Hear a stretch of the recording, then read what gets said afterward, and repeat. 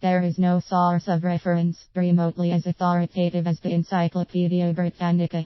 There is no brand as venerable and as veteran as this mammoth labor of knowledge and ideas, established in 1768.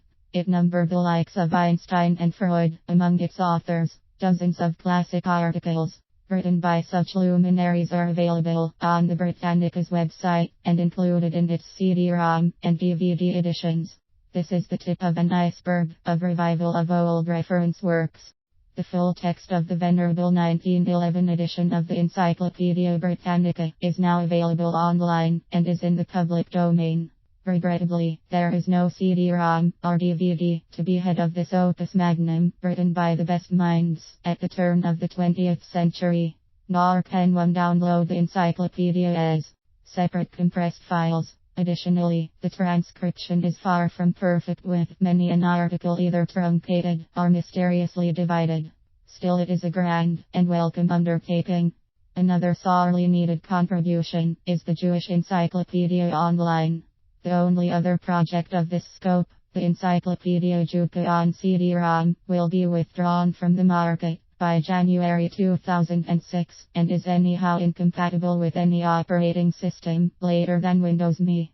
Exactly like the Britannica, the Jewish Encyclopedia was compiled at the turn of the previous century and therefore lacks any coverage of the important events that took place in the life of the Jewish people from the Holocaust to the State of Israel. But with 4,000 years of history to go on, the Jewish Encyclopedia is still a vast, indispensable, and deeply researched resource. It is also better adapted to the technological constraints of the web. Still, it too offers no way of acquiring the whole work. No CD-ROM or DVD, no downloadable compressed files. By far the best among the three is the Catholic Encyclopedia. The 1904 edition of this magnificent work of reference is fully and freely available online. The commercial CD-ROM includes all 11,600 articles, which I found to be surprisingly objective and free of religious bias, but both the web site and the CD contain reams of additional material, from the writings of the Church Fathers to numerous foundational texts in the history of Catholicism.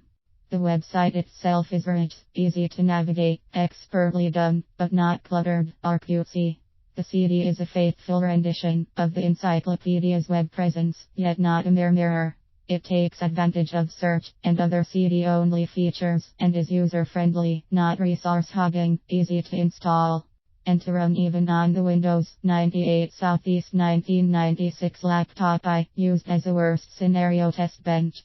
Why are people so interested in updated and upmoded reference, typically rendered obsolete by subsequent research? Nostalgia is part of the answer. These works of reference are refreshingly direct, politically incorrect, opinionated, and innocently naive. They are reminiscent of another, more promising age. Curiosity is another reason. What did our forefathers know or thought they knew about heredity, nationalism, the atom, the Jews, and germs? It is startling to discover both how far we have progressed and how much we have forgotten. Then there is the trivia. Mountains of little-known facts about long-forgotten people, countries, politics, arts, and crafts. It is the closest we can get to time travel, and so it seems equally exciting. By exploring our roots, we get to know ourselves, and in this narcissistic age and civilization, who can resist such a proposition?